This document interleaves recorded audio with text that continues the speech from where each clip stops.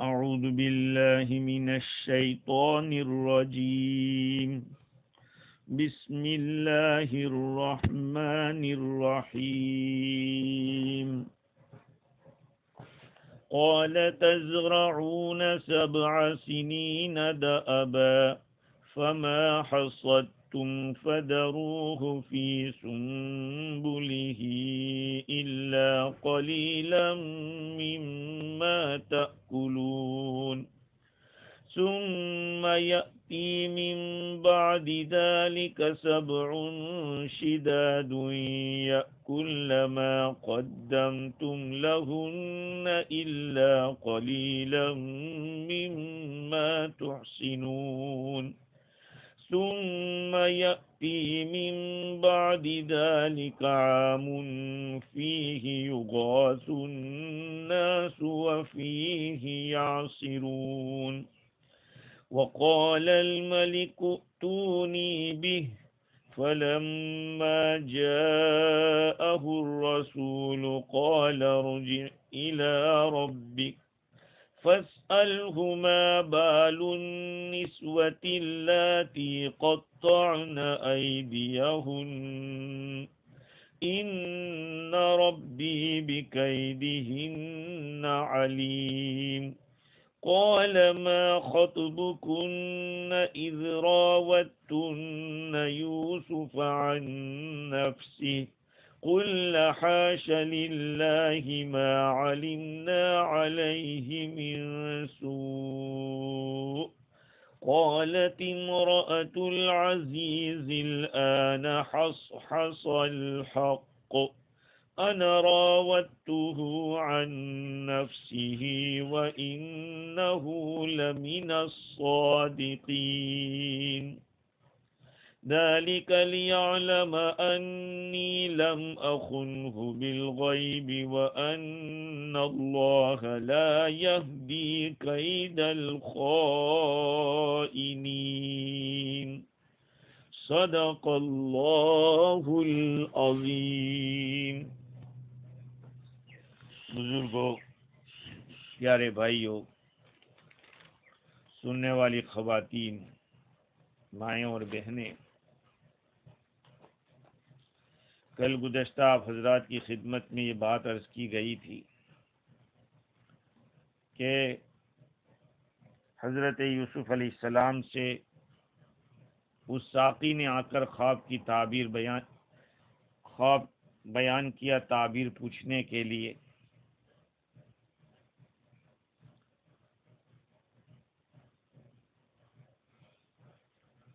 حضرت یوسف علیہ السلام نے جو تعبیر بتلائی ہے، اوپر کی 3 آیات جو پہلے میں نے پڑھی، صرف تعبیر ہی نہیں ہے بلکہ تعبیر کے ساتھ ساتھ تدبیر بھی ہے، اور تدبیر کے ساتھ ساتھ تبشیر بھی ہے، تینوں پر مشتمل ہے۔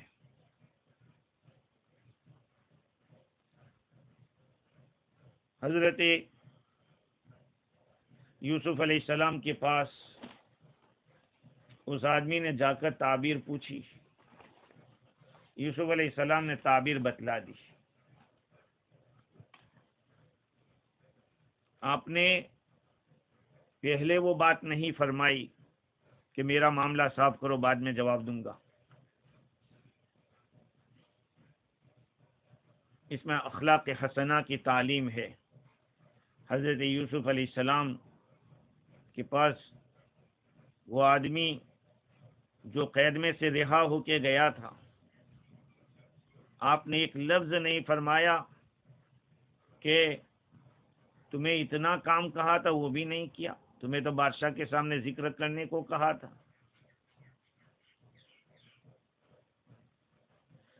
7 سال کے بعد یہ آ رہا ہے اور وہ بھی مطلب لے کر۔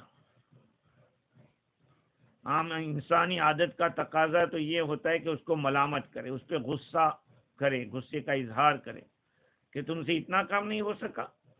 لیکن یوسف علیہ السلام نے اپنے پیغمبرانہ اخلاق کا اظہار فرمایا کہ اس کی ملامت تو کیا، اس قصے کا ذکر تک بھی نہیں کیا۔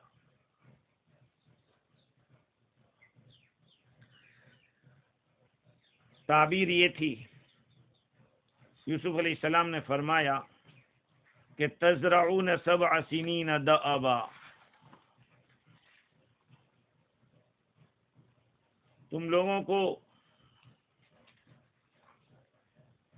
7 سال کھیتی کرنی ہوگی برابر اچھی طرح، تم لوگ کھیتی کرو گے 7 سال تک کنٹینیو۔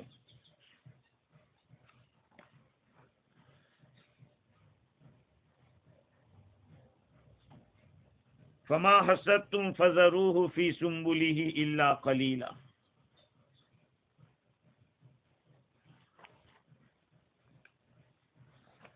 پھر جو تم کاٹو گے، حصدتم جو کچھ تم کھیتی کاٹو گے تو اس کو اس کی بالی میں رہنے دینا، مگر اتنا تھوڑا جس کو تم کھاؤ۔ ثم یاتی من بعد ذلک 7 شداد، پھر اس کے بعد 7 سال بہت سخت آئیں گے۔ ایسے 7 سخت سال آئیں گے جو آپ نے آگے رکھ چھوڑا ہے، جو رکھا ہوا ہے بالیوں کے اندر، اس کو وہ کھا جائیں گے وہ سال، مگر وہ تھوڑا جو آپ حفاظت کے ساتھ رکھو گے۔ پھر اس کے بعد 1 سال آئے گا جس میں لوگوں کی خوب مدد کی جائے گی اور اس میں لوگ نچوڑیں گے رس کو۔ بظاہر تو یوسف علیہ السلام خبر دے رہے ہیں کہ اس خواب کی تعبیر یہ ہے، لیکن ہر خبر کا منشا انشاء ہوا کرتا ہے، جس میں آپ نے اشارہ کر دیا کہ آپ لوگوں کو ایسا کرنا پڑے گا۔ پہلے فرمایا کہ 7 سال اچھی طرح کنٹینیو آپ لوگ کھیتی کریں گے، دأبا کا لفظ ہے، ایک ہی حالت کے اوپر کسی کام کو کنٹینیو کیا جائے اس کو دأبا کہتے ہیں۔ خلاصہ کلام یہ نکلتا ہے کہ تم کنٹینیو کھیتی کرتے رہو گے یا کرتے رہنا، پھر جو کچھ کاٹو فما حصدتم اس کو بالی میں رہنے دینا، مگر تھوڑا جس کو تم کھاؤ گے۔ یہاں اشارہ ہے جس کو علامہ آلوسی بغدادی رحمۃ اللہ نے لکھا کہ اشارہ اس بات کی طرف ہے کہ اس وقت کھانا کم کر دینا، ہاں، تاکہ آگے کام لگے۔ جتنی ضرورت ہے کھانے کی اتنا ہی نکالنا۔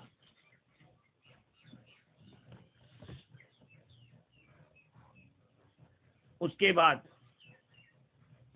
ہاں یہ کیوں کیا جائے گا؟ اس لیے کہ اگر سارا کا سارا آپ نکال لو گے بالی میں سے تو اس کو کیڑے کھا جائیں گے۔ اللہ تعالیٰ نے کچھ نظام ایسا بنایا ہے کہ یہ غلہ اور دانہ جہاں نکلتا ہے اگر اسی بالی میں رہنے دیا جائے تو برس ہا برس تک اس کو سوس یعنی جو کیڑا ہوتا ہے، قلہ کہیے، اناج کو بگاڑنے والا کیڑا کا اس کو ٹچ نہیں کرتا ہے۔ تو جتنا کھانا ہے نکال لینا، باقی بالی میں رہنے دینا تاکہ بگڑنے نہ پائے اور اس میں سوس نہ پڑ جائے، اس لیے کہ دانے کو اس کے بالی میں باقی رکھنا یہ اس کو اچھے طریقے سے باقی رکھتا ہے، تو دیر تک باقی رہتا ہے۔ ثم یاتی من بعد ذلک 7 شداد، پھر اس کے بعد 7 سخت سال آئیں گے۔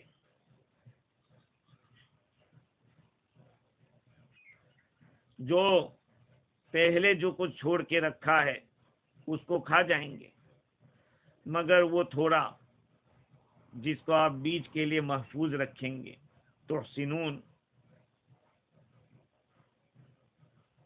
بیج کو باقی رکھنے کے اندر غذا کی حفاظت ہے۔ اگر سارے ہی دانے کھا لیے جائیں، ختم کر دیے جائیں تو بیج کی جگہ کون آئے گا؟ سیڈ کے طور پر کس کو استعمال کریں گے؟ 7 سال برابر سختی کے آئیں گے. پہلے 7 سال نہیں، پہلے 7 سال خوب خوشحالی ہوگی، اللہ کی نعمتیں بہت زیادہ ہوگی، ہریالی رہے گی. اس کے بعد دوسرے جو 7 سال ہیں وہ قحط کے ہوں گے، مال کی کمی، اناج کی کمی. یہ تو خواب سے سمجھ میں آ رہا ہے. آپ نے گائے کی تعبیر دی ہے سالوں سے. پھر یہ جو 14 سال کی بات آپ نے فرمائی وہ تو خواب ہی کے اندر نظر آ رہا تھا کہ 7 گائیں ہیں تازی ہوئے، ان کو 7 دبلی گائیں کھا رہی ہے. بعض علماء نے لکھا ہے کہ گائے کے ساتھ سال کو بڑی مناسبت ہے. ہاں، سال بھر کے اندر الگ الگ قسم کی گھاسیں ہوتی ہے، الگ الگ قسم کے اناج ہوتے ہیں. گائے بھی ایک ایسا جانور ہے کہ ہر قسم کی چیز کو کھاتا ہے. مجھے یاد آئی وہ بات کہ حضور اکرم صلی اللہ علیہ وسلم نے گائے کے دودھ کے اندر شفا بتلائی ہے. کیوں؟ آپ نے یہ بھی فرمایا کہ یہ ہر قسم کی گھاس کو کھاتی ہے. تو سال کے ساتھ گائے کو مناسبت ہے. اس کے بعد فرمایا کہ 1 سال ایسا آئے گا جس کے اندر لوگوں کو خوب بارش دی جائے گی، لوگوں کی خوب مدد کی جائے گی اور لوگ اس میں خوب نچوڑیں گے. تیل کو نچوڑیں گے تو تیل نکلے گا، انگور کو نچوڑیں گے تو اسے شراب بنے گی، زیتون کو نچوڑو گے تو زیتون کا تیل نکلے گا، جانوروں کو نچوڑیں گے تو خوب دودھ نکلے گا.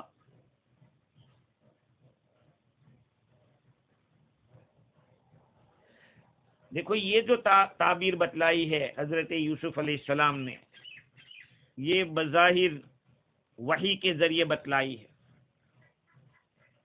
امام رازی نے ایک سوال قائم کیا ہے کہ جب اللہ تعالیٰ نے یوسف علیہ السلام کی یہ بات بتلائی کہ 7 سال اچھے ہوں گے، 7 سال برے ہوں گے، تو ظاہری بات ہے 7 سے زیادہ برے نہیں ہوں گے. جب 7 سال برے ختم ہو جائیں گے تو پھر ہریالی آنے ہی والی ہے. یہ تو عقل کہتی ہے.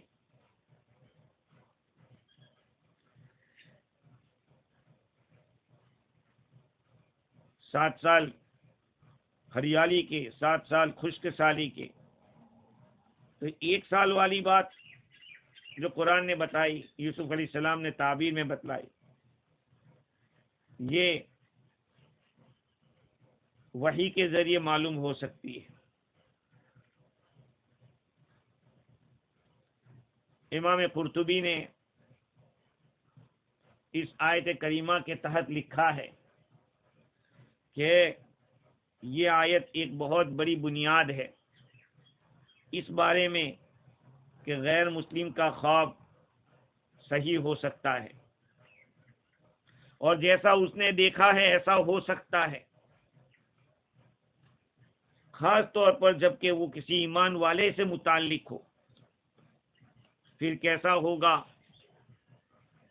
کہ نبی کی اگر کوئی نشانی ہو، رسول کا کوئی معجزہ ہو، رسول کی کوئی تصدیق ہو،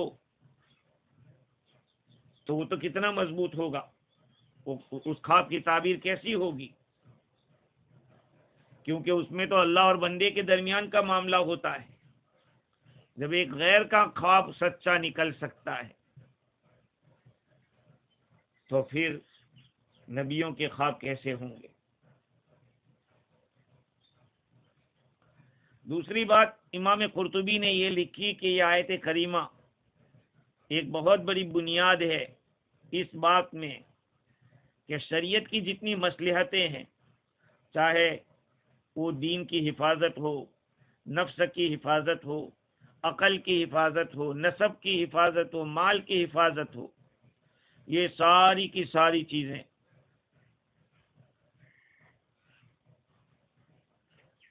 اگر ان چیزوں میں سے کسی چیز کو حاصل کرنے پر مشتمل ہے تو یہ مصلحت ہے، اور اس میں سے جو کوئی چیز فوت ہونے والی ہے تو یہ بگاڑ ہے، اور اس بگاڑ کو ختم کرنا مصلحت ہے، اور اس میں کوئی اختلاف نہیں کہ شریعت کے جو مقاصد ہے وہ لوگوں کو ان کی دنیاوی مصلحتوں کی طرف رہنمائی کرنا، تاکہ ان کو اللہ تعالیٰ کی معرفت حاصل ہو سکے، اللہ تعالیٰ کی عبادت کر سکیں، اور یہ دو چیزیں آخرت کی سعادت کا ذریعہ ہے، اور ان چیزوں کی رعایت کرنا یہ اللہ کا فضل ہے۔ تو یوسف علیہ السلام نے جتنی باتیں بتائی اس کے اندر کتنا بڑا فائدہ ہے، جانوں کی حفاظت، عقلوں کی حفاظت، سب چیزیں اس میں داخل ہے۔ خیر، جب یہ ہو گیا، علامہ عثمانی لکھتے ہیں کہ یوسف علیہ السلام نے صرف تعبیر پر اکتفا نہیں فرمایا، بلکہ تعبیر، تدبیر اور تبشیر تینوں چیزیں بتائی۔ 7 گائیں اور 7 بالیاں، یہ 7 سال ہیں جن کے اندر پہلے 7 سال میں حیوانات اور نباتات خوب بڑھیں گے، اس کے بعد 7 سال قحط ہوگا جس میں سارا پچھلا جمع کیا ہوا ختم کر ڈالو گے، صرف آئندہ بیج بونے کے لیے کچھ تھوڑا سا باقی رہ جائے گا۔ اس کی تدبیر یوسف علیہ السلام نے بتلائی کہ دیکھو، وہاں تو خواب میں تو یہی بتلایا تھا کہ 7 موٹی گایوں کو پتلی کھائیں، کھا گئی، ختم کر دیا بس، اور جو 7 ہری بھری بالیاں تھی اس کو خشک بالیوں نے لپیٹ لیا، اپنے لپیٹ میں اپنے قبضے میں کر لیا، تو ان کا تو وجود ختم ہو گیا۔ لیکن یوسف علیہ السلام نے تدبیر بتائی، کیا بتائی؟ کہ اول 7 سال میں جو بھی پیداوار ہو اسے حفاظت سے رکھو، کفایت شعاری سے اسے اٹھاؤ، کھانے کے لیے جس قدر غلے کی ضرورت ہو اسے ہی الگ کر لو، اور تھوڑا تھوڑا احتیاط سے کھاؤ۔ قلیلا مما تاکلون، مفسرین فرماتے ہیں کہ اشارہ ہے کہ تھوڑا کھانا، ایک تو کھانے کے لیے نکالا ہے اس میں سے۔ چنانچہ زید بن اسلم نے اپنے والد سے روایت کی کہ حضرت یوسف علیہ السلام 2 آدمیوں کا کھانا رکھتے تھے، 2 آدمیوں کا کھانا رکھتے، ایک آدمی کے سامنے تو وہ تھوڑا ہی کھاتا تھا، اور کبھی کبھی آپ کے قریب کیا جاتا تو وہ پورا کھا جاتا۔ حضرت یوسف علیہ السلام نے فرمایا کہ یہ پہلا ہے، 7 جو سخت سال ہے اس میں سے یہ پہلا دن ہے۔ بعض تفسیروں میں تو یہ بھی ہے کہ یوسف علیہ السلام نے بھی کھانے کا ٹائم کم کر دیا، 2 ٹائم تھے تو 1 ٹائم کر دیا۔ ہاں، نبیوں کی تعلیمات ایسی ہوتی ہے کہ وہ اپنے سے شروع کرتے ہیں۔ تبلیغ کے لیے ضروری ہے کہ پہلے اپنے کو عمل کروائیں۔ آج تو صرف باتیں ہوتی ہیں، باتیں بس، ایسا کرو اور ویسا کرو، اتنی فضیلت ہے اور اتنی فضیلت ہے، عمل تک کہ کچھ نہیں۔ ہاں، جب آپ کا ذہن اور آپ کی کوشش صحیح نہج سے ہٹے گی تو یاد رکھ لو، سوائے ناکامی کے اور سوائے پسپائی کے اور کچھ نظر نہیں آئے گا۔ نبیوں کے طریقوں کو نہیں اپناؤ گے تو دنیا کے کسی بھی شیتر میں چلے جاؤ، ناکام ہی ناکام رہو گے۔ تو یوسف علیہ السلام نے فرمایا کہ باقی غلہ بالیوں میں رہنے دینا تاکہ کیڑے وغیرہ سے محفوظ رہ سکے، اور 7 سال کی پیداوار 14 سال تک کام آوے۔ دیکھو، یہ تدبیر بتانے کے بعد آپ نے تبشیر سنائی، بشارت سنائی، جو غالباً آپ کو وہی سے معلوم ہو گئی ہوگی، یعنی 7 سال قحط ہونے کے بعد جو سال آئے گا اس میں حق تعالیٰ کی طرف سے فریاد رسی ہوگی، خوب مے برسے گا، کھیتی باڑی، پھل میوے نہایت افراد سے پیدا ہوں گے، وہ فراوانی ہوگی، جانوروں کے تھن دودھ سے بھر جائیں گے، انگور وغیرہ نچوڑنے کے قابل چیزوں سے لوگ شراب کشید کریں گے۔ یہ ساری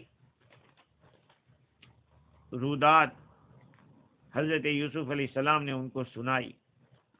مفتی شفیع صاحب نور اللہ مرقدہ فرماتے ہیں کہ یہاں پر بہت سارے اسباق ملتے ہیں۔ سبق اگر آدمی لینا چاہے تو بہت سارے اسباق ہیں۔ ایک سبق تو یہ ہے کہ اخلاق حسنہ کی تعلیم. دوسری بات یہ ہے کہ انبیاء علیہ السلام اور علماء امت کا فریضہ ہے کہ لوگوں کی آخرت درست کرنے کی فکر کریں، ان کو ایسے کاموں سے بچائیں جس سے آخرت میں عذاب ہو، ایسے کاموں سے بچائیں. اسی طرح جیسے ان کو آخرت کی فکر کی ہے، ایسے معاشی حالات پر بھی نظر رکھنا چاہیے تاکہ امت پریشان نہ ہو. یوسف علیہ السلام نے تعبیر بھی بتلائی اور حکیمانہ خیر خواہانہ مشورہ بھی دیا. ہاں، پیداوار کے گیہوں کے جو خوشے ہیں اسی میں رہ دے بقدر ضرورت نکالے. یہی بات میں بار بار کہتا ہوں کہ علماء کو اور مفتیوں کو صرف ناجائز اور حرام اس پر اکتفا نہیں کرنا چاہیے. جو اس کے وینٹیلیشن ہے وہ وینٹیلیشن بتلانے چاہیے کہ اگر یہ کام اس طرح سے کرو گے تو یہ جائز ہو سکتا ہے. میں نہیں کہتا کہ ہیلے حوالے کرو، لیکن تدبیر تو ضرور بتانی چاہیے. ہاں، بعض مسائل ایسے ہوتے ہیں جس کے اندر مجھے بات یاد آئی کہ ایک صاحب کسی دکاندار کے یہاں کچھ خریدنے کے لیے گئے تو سونا یا چاندی کے کچھ تار کی کوئی بنی ہوئی چیز تھی. قیمت بتلائی تو کہا اتنی قیمت، کہا مجھے ادھار دے دو. کہا نہیں، ادھار تو میں نہیں دے سکتا، اس لیے کہ سونے چاندی کی جو بیع ہوتی ہے وہ ادھار نہیں ہوتی، ربا نسیہ کہلاتا ہے. کہا پڑھے نہیں، عالم ہو پھر بھی. تو کہا ایک کام کرو. کہا کیا؟ کہا مجھ سے اتنا روپیہ قرضہ لے لو اور قرضہ لے کر پھر ادا کر دو، تو پھر آپ کا یہ بیع صحیح، آپ کا یہ معاملہ کرنا درست ہو جائے گا. ہاں، آج ہم لوگوں کی حالت یہ ہے کہ ہم صرف مسئلہ اور فتویٰ داغتے ہیں، بس تدبیر نہیں بتاتے. ہاں، عالموں کو بھی ایک دوسرے پر کیچڑ اچھالنا، ارے بھائی خیر خواہی کرو، ہاں اس کا بھلا چاہو، اس کو صحیح راستہ بتاؤ. تو ایک کام تو یہ ہے. دوسری بات یہ ہے کہ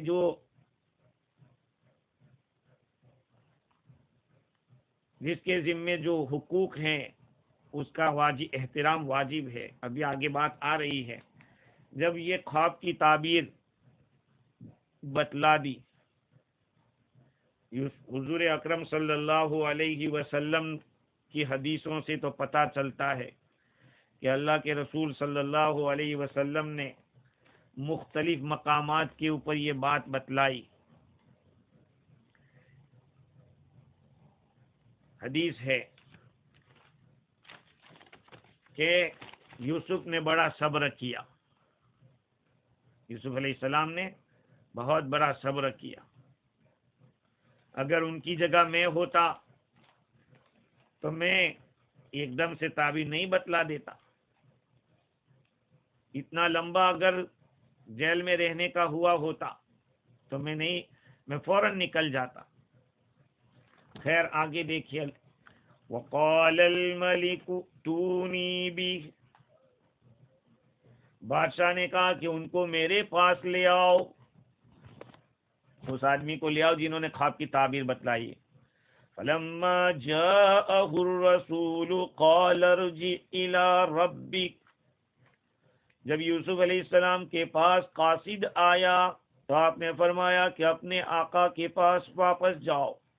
فاسألہ ما بال النسوة اللاتي قطعن أيديهن، اور آپ پوچھئے ان سے، آقا سے پوچھئے کہ ان عورتوں کا حال کیا ہے جنہوں نے اپنے ہاتھوں کو کاٹ ڈالا تھا. ان ربی بکیدہن علیم، یقیناً میرا رب ان کی تدبیر کو خوب جانتا ہے.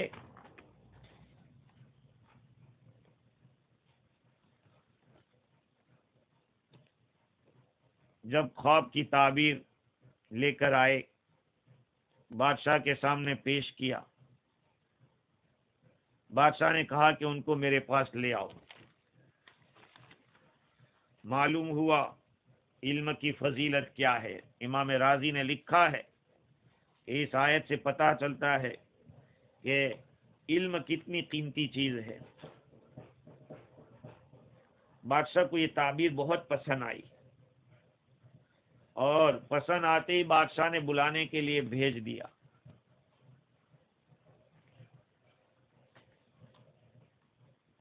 علم والوں ہی کی قدر ہوتی ہے، اور علم کی قدر وہی کرتا ہے جو علم کی قدر سمجھتا ہے۔ ہاں، ورنہ کمثل الحمار یحمل اسفارا، علم کی جو قدر نہیں جانتے وہ علماء کی قدر خاک سمجھیں گے۔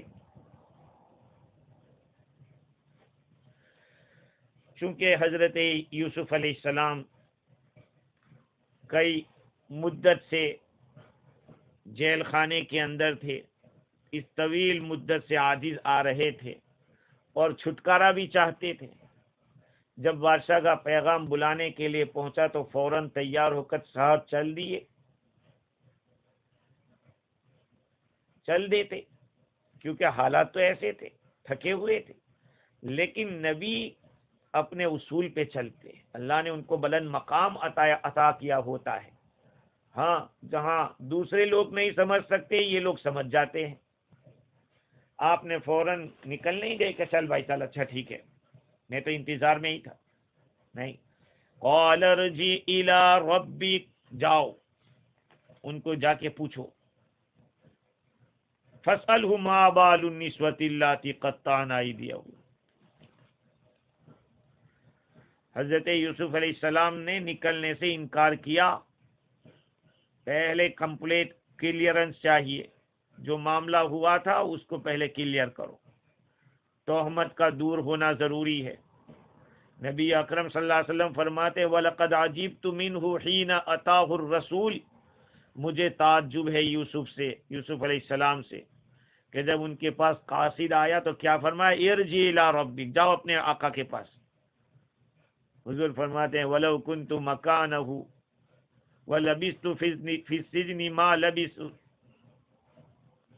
اگر میں یوسف علیہ السلام کی جگہ پر ہوتا اور جیل خانے میں اتنا رکا ہوتا جتنا وہ رکے تھے، لَأَسْرَعْتُ إِلَى الْإِجَابَةِ، تو میں بہت جلدی جواب دے دیتا، نکل جاتا جلدی۔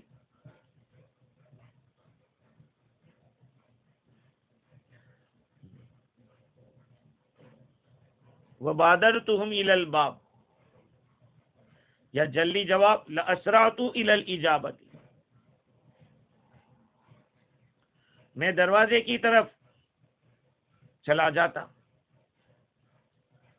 اور جس طرح سے انہوں نے عذر کو کہا کہ بھئی نکالو، کلیئر کرو اس کو، تو میں اس طرح کی بات نہ کرتا۔ حضرت یوسف علیہ السلام بڑے حلیم تھے اور بڑے سکون والے تھے۔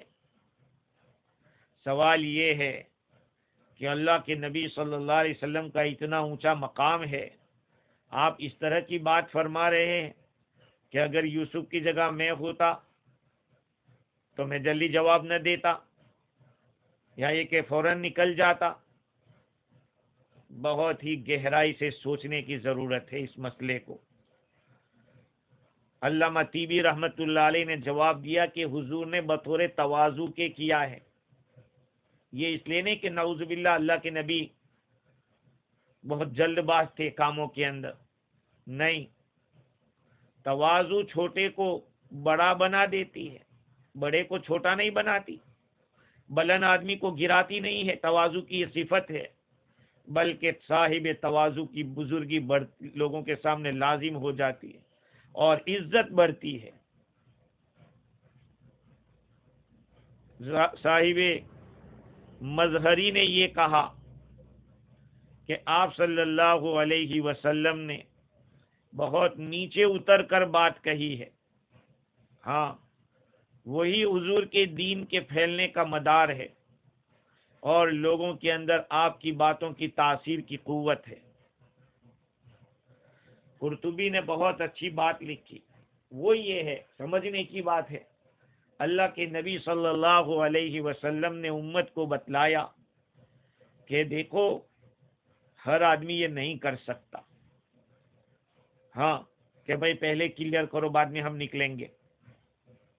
یہ تو اللہ تعالیٰ کی طرف سے یوسف علیہ السلام کو پتہ دے دیا گیا ہوگا کہ تمہیں اب نکلنے کا وقت آ گیا ہے، ورنہ کبھی ایسا بھی ہو سکتا ہے کہ اس طرح کرنا بھی لیٹ نکلنے کا باعث ہو جاوے. تو حضور نے فرمایا کہ دیکھو ایسے موقع کے اوپر سمجھداری سے کام لینا ضروری ہے. حضرت یوسف علیہ السلام نے صفائی طلب کرنے کا جو کام کیا ہے کہ پہلے کلیئرنس لاؤ، یہ اپنی عقل اور حزم کے لحاظ سے مناسب تھا. اس کی کئی وجہ راضی نے لکھی ہے کہ اگر یوسف علیہ السلام ابھی فوراً نکل جاتے کہ چلو بادشاہ سے کہ چلو میں آتا ہوں، نہیں تو بادشاہ کے دل میں اس تہمت کا اثر رہ جاتا. اب صفائی کے بعد نہ کوئی تانا دے سکتا ہے نہ اس سے کوئی نقصان ہو سکتا ہے. میں ایسے نہیں نکلوں گا، جس بنیاد تو مجھے اندر رکھا ہے اس کو کلیئر کرو، قصوروار کون تھا بس. دوسری وجہ راضی نے یہ لکھی کہ اتنے سال کے بعد فوراً نہ نکلنا یہ صبر و ثبات اور عقل کا کام ہے. یہ تمام تہمتوں سے براءت کا اعتقاد پیدا کرتا ہے.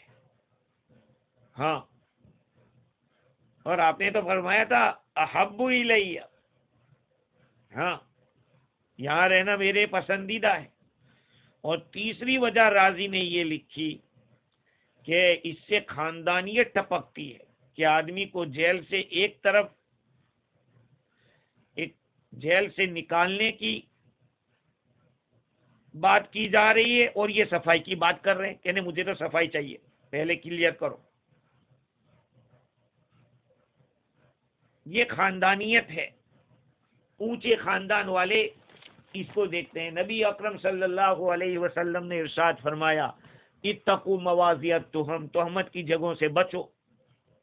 اعتکاف کے وقت حضور کہیں باہر بات کر رہے ہیں اپنی بیوی سے اور ایک صحابی وہاں سے گزر رہے ہیں. آقا نے فرمایا کہ یہ میری بیوی ہے. کیوں ایسا فرمایا؟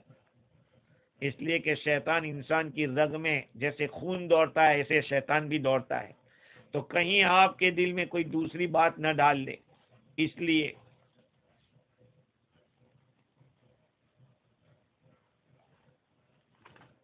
اب جس بادشاہ نے بلایا ہے وہ عزیز مصر نہیں ہے، بلکہ بادشاہ جس نے خواب دیکھا ہے وہ ہے. بعض لوگوں نے کہا کہ عزیز مصر ہے، لیکن دوسرے حضرات فرماتے کہ ریان ابن ولید ہے. اور امام راضی نے کہا کہ یہ جو بادشاہ بلانے والا ہے یہ ریان بن ولید ہونا زیادہ قرین قیاس ہے، کیونکہ آگے چل کر وزیر خزانہ بننے کی درخواست جو یوسف علیہ السلام کرتے ہیں اور آپ کو وہاں مقرر کر دیا جاتا ہے، یہ کام بڑا بادشاہ ہی کر سکتا ہے. ہاں،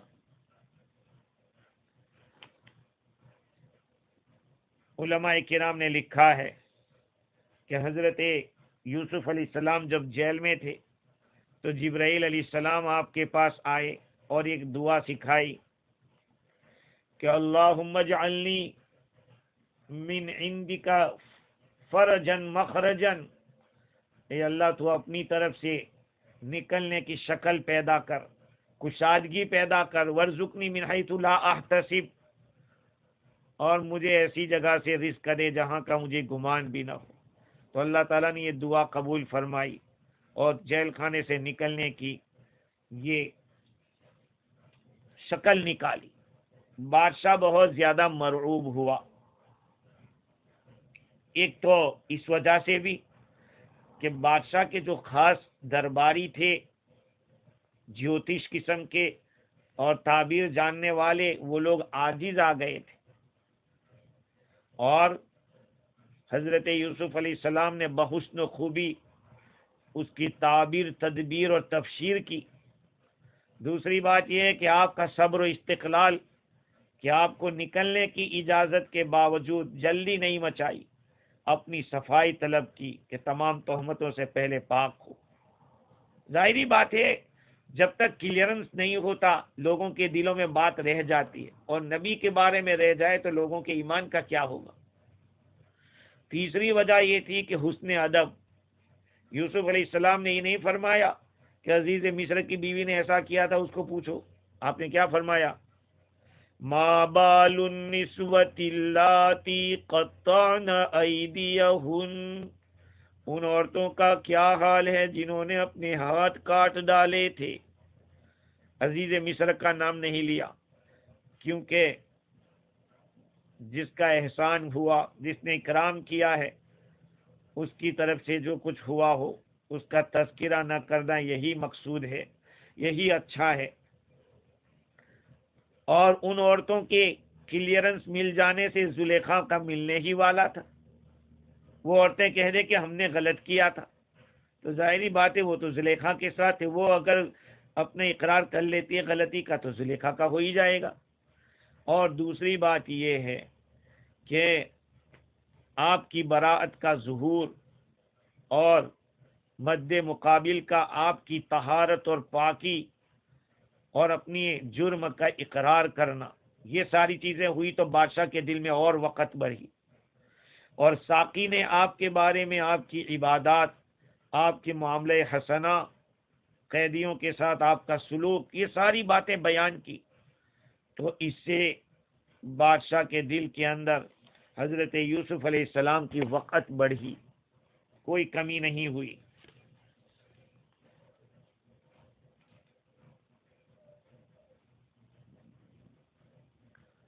دیکھیے، ایک طرف تو آپ نے ساقی کو کہا تھا اذکرنی عند ربک، ایک طرف تو فرمایا تھا کہ بھئی یاد کرنا میرا تذکرہ. اب یہاں بلا رہے ہیں پھر بھی جا نہیں رہے.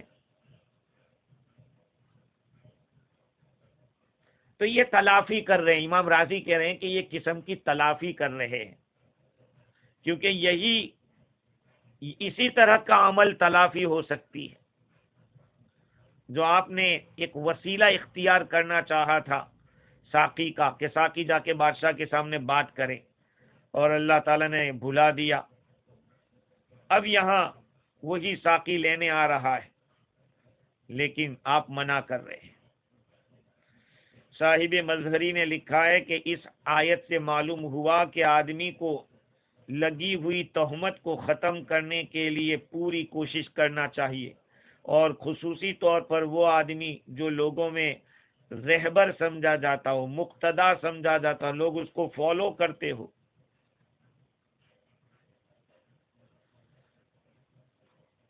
ما بال النسوۃ اللاتی قطعن ایدیہن. امام راضی نے لکھا کہ اس پوری آیت میں بہت سارے لطائف ہے، گہری باتیں ہیں. قاصد کو فرمایا کہ بادشاہ سے ان عورتوں کا حال پوچھو. اس میں کوئی ایسا لفظ استعمال نہیں فرمایا جو بادشاہ کے عمل یا فعل کے لفظ پر مشتمل ہو. صرف پوچھ لو کہ آپ نے یہ نہیں کہا کہ آپ نے مجھے جیل میں کیوں بھیجا، میں تو بے قصور تھا. اور بادشاہ کی بیوی کا بھی تذکرہ نہیں فرمایا، حالانکہ جیل کھانے کا سبب تو وہی بنی تھی. اور بظاہر ان عورتوں نے ہی بادشاہ کے سامنے حضرت یوسف علیہ السلام کی طرف غلط کام کو منسوب کیا تھا، اس لیے کسی کی بھی تعین شکایت نہیں کی. اور یہ ایک حکمت کی بات ہے، اگر آپ کو پالا پڑ جائے چند نکمے لوگوں سے تو پھر آپ ہر ایک کا قصور بتلانے جائیں گے تو سب دشمن بنیں گے. اس لیے دانائی اور ہوشیاری یہی ہے کہ ایک گنجلک بات کہہ دی جائے لیکن بات ایسی ہونی چاہیے جو 100% مضبوط ہو. ان ربی بکیدہن علیم. یوسف علیہ السلام نے فرمایا کہ میرا رب ان کی تدبیر سے خوب واقف ہے. ان ربی، میرا رب، اس سے مراد کون ہے؟ اللہ تعالیٰ ہے، کیونکہ وہی پوشیدہ باتوں کا جاننے والا ہے. اور بعضوں نے کہا کہ بادشاہ مراد ہے کہ بادشاہ کو پتا ہے، اور بادشاہ نے تو بادید ناخواستہ جیل میں رکھا تھا اور حالات کے پیش نظر رکھا تھا. ان ربی بکیدہن علیم. تو اس کا مصداق کون ہے؟ ہر ایک عورت جس نے حضرت یوسف علیہ السلام کو لالچ دلائی تھی، اور جب کامیاب نہیں ہوئی اپنی لالچ دلانے میں تو غلط بات کو آپ کی طرف منسوخ کر دیا،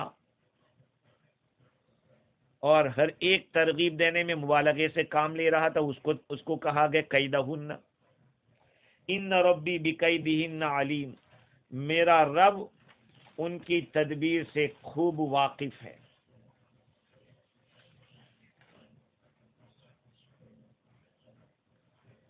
یوسف علیہ السلام نے اس خواب کی تعبیر میں ساری باتیں بتلا دی تھی کہ کیا کیا ہوگا، اور یہ جو خواب ہے اس کا اثر کہاں کہاں پہنچے گا۔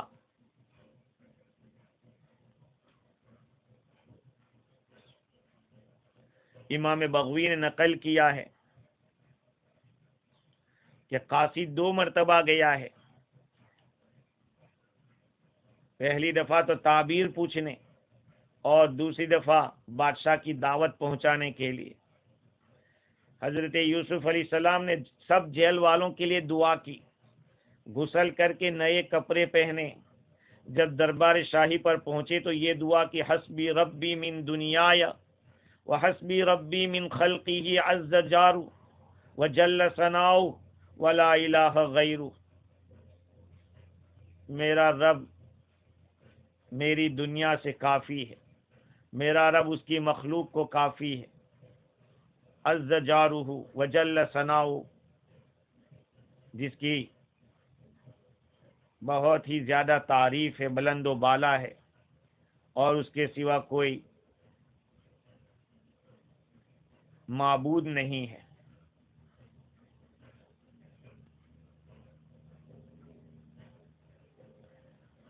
کتابوں میں لکھا ہے کہ جب پہنچے ہیں یوسف علیہ السلام، ابھی تو بادشاہ نے ان لوگوں سے پوچھا ہے، قال ما خطبكن اذ راوتن یوسف عن نفسی قلنا حاش للہ ما علمنا علیہ من سوء، بادشاہ نے فرمایا تمہارا کیا معاملہ ہے؟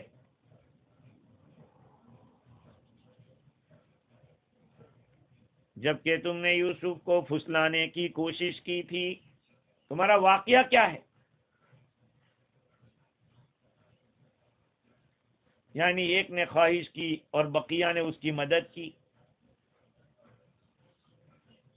یا یہ کہ جیسے کہ فعل میں مدد کرنے والا بھی فعل کرنے والے کی طرح ہے؟ بادشاہ نے اس طور پر اس لیے پوچھا کہ مجرم سن لے کہ بادشاہ کو اتنی بات معلوم ہے کہ کسی عورت نے ان سے اس طرح کی حرکت کی تھی۔ اذ راوتن یوسف عن نفسی، کیسے الفاظ ہے دیکھیے، بادشاہ نے پوچھا کہ تمہارا معاملہ کیا معاملہ تھا جبکہ تم لوگوں نے یوسف کو ورگلایا تھا، یعنی ورگلایا ضرور تھا لیکن واقعہ کیا تھا، حقیقت کیا تھی، کس طرح سے ہوا تھا؟ ہو سکتا ہے کہ بادشاہ کو اس کا نام بھی معلوم ہو۔ عورتوں نے جواب دیا، حاش للہ ما علمنا علیہ من سوء، اللہ کی قسم ہم کو ان میں ذرا بھی کوئی برائی نظر نہیں آئی، وہ بالکل پاک صاف ہیں۔ شاید عورتوں نے زلیخا کا وہ اقرار اس لیے ظاہر نہ کیا کہ مقصود یوسف علیہ السلام کی پاک دامنی کا ثبوت تھا، اور وہ حاصل ہو رہا ہے۔ زلیخا نے کہا تھا کہ میں نے ایسا کیا، اگر وہ کہہ دیتے تو اور زیادہ بات بڑھتی، اور زلیخا کے سامنے آنے سے حیا مانے ہوتی کہ عزیز کی بیوی نے اس طرح سے کیا تھا۔ ما علمنا علیہ من سوء، ہم نے یوسف کے اندر کوئی کمی نہیں دیکھی، کوئی برائی نہیں دیکھی۔ قالت امرأة العزیز الآن حسحس الحق، عزیز مصر کی بیوی نے کہا کہ اب حق کھل کے آ گیا۔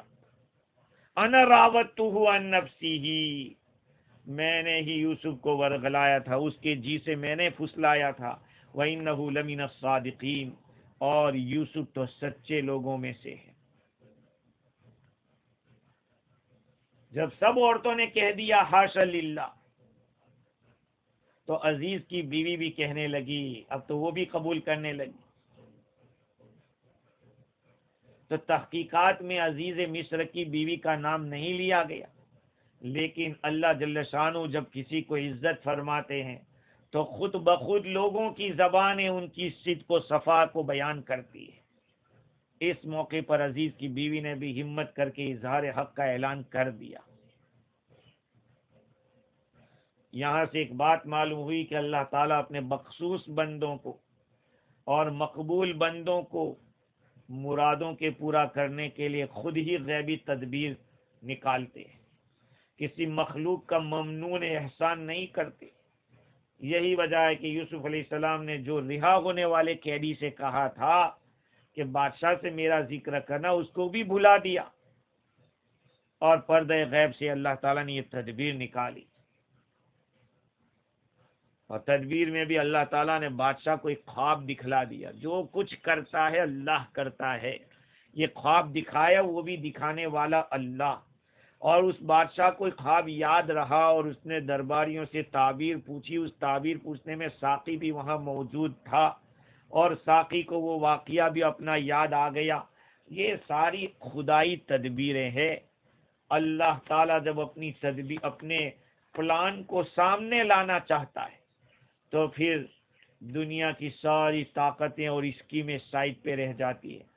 ہاں، اس لیے انسان کو دھوکے میں نہیں رہنا چاہے کہ میں جو کہہ رہا ہوں کر رہا ہوں میرے سارے پلان سکسیس ہو جائیں گے۔ نہیں، سکسیس سارا اللہ کے ہاتھ میں ہے، اور وہ جب چاہے گا، جیسے چاہے گا وہ کرے گا۔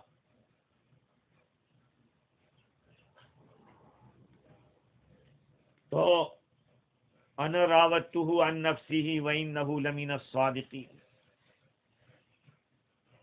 امام راضی کہتے ہیں کہ عزیز مصر کی بیوی وہاں حاضر تھی، اور یہ جو مناظرات اور تحقیقات اور تفتیشات ہو رہی تھی اس میں وہ بھی تھی، اور اسی کی وجہ سے تو سب کچھ ہو رہا تھا۔ تو اللہ تعالیٰ نے اسی کی زبان کہلوا دیا۔ اللہ تعالیٰ کی شان ہے۔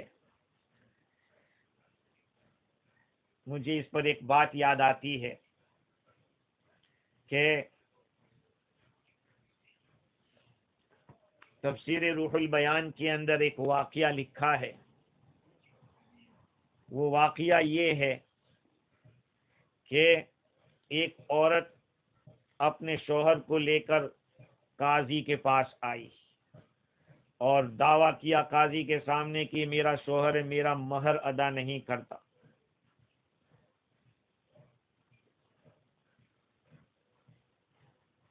قاضی نے حکم دیا کہ تم اپنا چہرہ کھولو، تمہارے گواہ کو لاؤ اور چہرہ کھولو، تاکہ گواہی اچھی طریقے سے قائم ہو سکے۔ یہاں یہ بات یاد رکھنا چاہیے کہ قاضی چہرہ کھلوا سکتا ہے، ہاں، پتہ نہیں پردے میں کون ہے، مرد ہے عورت کی آواز نکال رہا ہے تو پھر، اور عورت ہے تو وہی عورت ہے کہ کوئی دوسری ہے۔ جب قاضی نے کہا کہ چہرہ کھولو، اس کے شوہر نے کہا کہ رہنے دو، اس کی ضرورت نہیں ہے، میں ہی اقرار کر لیتا ہوں کہ میری بیوی کا مہر میرے ذمے ہے، اس کا دعویٰ صحیح ہے، چلو۔ عورت نے کہا کہ ٹھیک ہے، میرا شوہر میرا اتنا اکرام کر رہا ہے کہ میرا چہرہ لوگوں کے سامنے کھولنے کو گوارا نہیں کرتا، تو تم گواہ رہو۔ میں نے اپنے شوہر کو ذمے جو کچھ بھی میرے حق تھے وہ میں نے معاف کر دیے، اس کو ذمے سے بری کر دیا۔ یہ ہے اللہ تعالیٰ کی شان۔ اس لیے اللہ تعالیٰ ہم لوگوں کے ایمان کو مضبوط فرماوے، اور مزید گفتگو انشاءاللہ آئندہ کل کریں گے۔ اللہ تعالیٰ ہمارے ایمان کی حفاظت فرماوے، اور ایک اللہ سے ہونے کا جو یقین ہے اس واقعے کے ذریعے خوب مضبوط سے مضبوط تر فرماوے، قرآن مجید سے اللہ تعالیٰ وابستہ رکھے۔ وآخر دعوانا ان الحمد للہ رب العالمین۔